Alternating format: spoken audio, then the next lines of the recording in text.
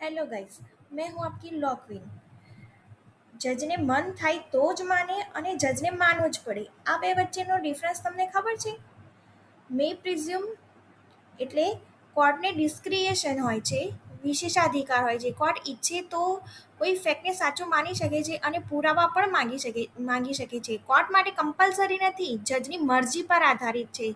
Example જોઈએ તો જો કોઈ વ્યક્તિ પાસે તાજેતરમાં ચોરાયેલો માલ મળી આવે તો કોર્ટ માની શકે છે કે તેણે ચોરી જ કરી હશે, પણ તેને ફરજિયાત માનવું જ પડે એવું નથી હોતું.